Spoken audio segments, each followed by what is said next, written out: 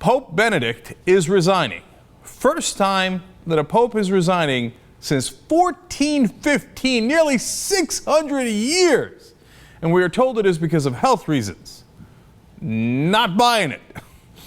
I believe it is because of some scandals that the church has gone through. So of course, there's a huge sex scandal that has exploded under Pope Benedict and perhaps might get even larger.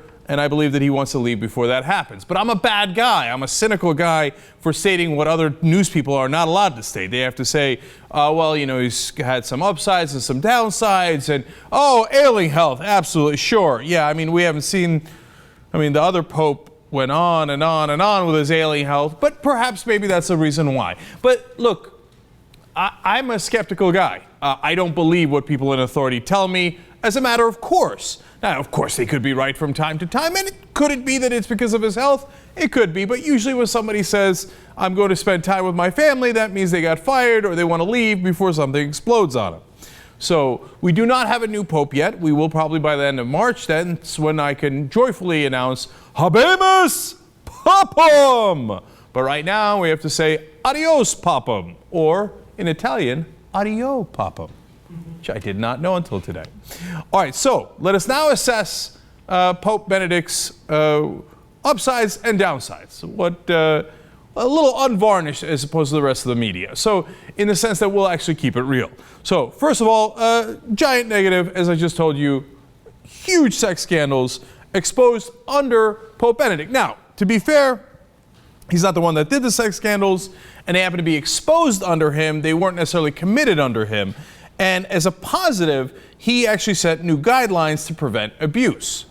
Now, as a negative, he never punished the bishops for the cover-ups. Never, never. And by the way, before he became pope, since 1982, he ran the office that was in charge of punishing the bishops for cover-ups. Never punished them, okay?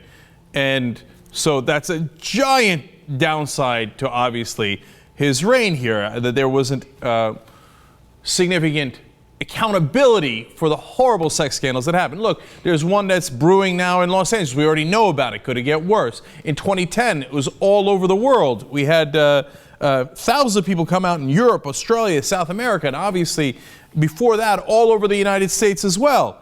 Now, on other issues, in one of his books, he wrote about how, as the Pope, he is exonerating all Jews for killing Jesus Christ. Now, I find that hilarious. But I guess some people wanted to hear the Pope say it. He said, look, it's not all the Jews, okay? I read the Bible, and I read the history of it, and it turns out there was a lot of other factors involved, and you can't blame all the Jews. Well, thanks God for that. So that's a positive, though, and other popes had not said it, so that's good. On the other hand, he promoted sainthood for Pope Pius XII, who was the Pope during World War II, and a lot of people say didn't do much to help Jews who were getting massacred in the Holocaust that happened at that time. So, and by the way, the Pope also refused to remove a priest in Britain who was a Holocaust denier as well. So that didn't sit well with some groups, understandably so. Now, another positive, he actually wrote that the new financial order must be based on ethics, and he criticized the current banking system, and I think he's totally right about that. Downside is that there was a significant money laundering scandal at the Vatican where millions of dollars had to be seized, and you couldn't even use your credit cards at the Vatican for a while because Italy was so mad that the Vatican was not taking action to stop that money laundering. So, as usual, a little bit of this, a little bit of that. Now, speaking of which, he was against distributing condoms in 2009, so that's another negative for him, saying that they had nothing to do with the spread of AIDS or preventing the spread of AIDS, which seems ridiculous, right? Now, the good news, in 2010, he changed his mind, and he was in favor of distributing condoms. That was only to male prostitutes, because that, of course, wasn't going to lead to conception anyway, right? I'm not sure what happened to papal infallibility between 2009 and 2010. Was he infallible in 2009 or was he infallible in 2010? No one's quite explained that to me yet. Now, of course, another negative for the Pope was that he was a Nazi. That's a bit of a downside. Okay, now, remember it was Nazi youth in the beginning. When he was 14 years old, he says that he was conscripted into that and did not have a choice. Then he became a man of the cloth, so he was soon let out of that. But then he was re-put into the Nazi army to do anti-aircraft work, etc. But to his credit, he left the German army before the war ended.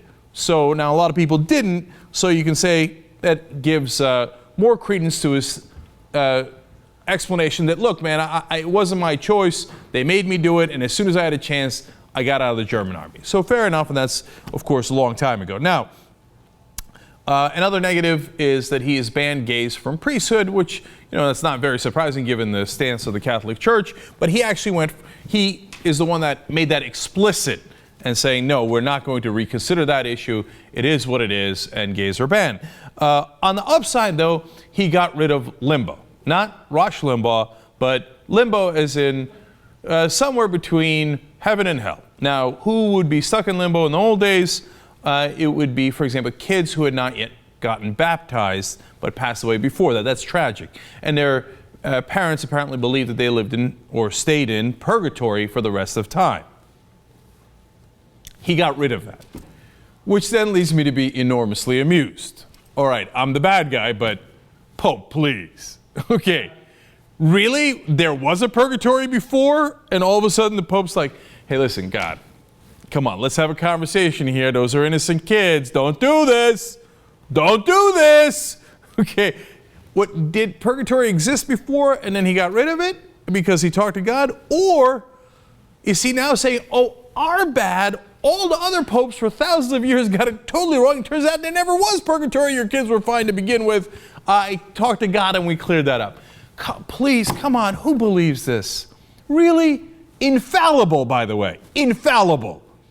I mean, forget the condom thing and him changing his mind on that. I can give you 100 examples of that. Really, do you as a sentient human being, you lovely Catholics out there that I agree with you on, I'm sure, 100 different things. Although, by the way, one other thing I disagreed with Pope Benedict on was he actually went on a crusade against nuns in this country, who I did agree with, because they were actually trying to alleviate poverty. He said, no, what's more important is our stance against homosexuality and our stance on abortion. Get back in line. Now, look, again, he's a complicated character. I'm keeping it real with you. Look, he spoke out against wars and against the banking system. I agree with him on that stuff. But infallible? Infallible. You don't believe that. There's not a single Catholic that actually believes it. They might say they believe it, but they think this dude who was in the Nazi army for a while, again, I'm not blaming him for it. He was 14 when he was first conscripted, etc. But like he later became infallible? No, you don't believe that. Come on. And there was Limbaugh, now there isn't Limbaugh. You don't believe that either. Come on, this is all fairy tale stuff. Now, you can have faith in something higher than you. And I might disagree with you on a higher purpose, but you could believe in a higher purpose. There's a lot of things you can have faith in, but not the specifics of this religion. And the guy in the funny suit that goes in the Pope-mobile and has the funny hats actually talks to God and is infallible and changes what you should do in your life? No, come. Ridiculous. One more time. Pope, please.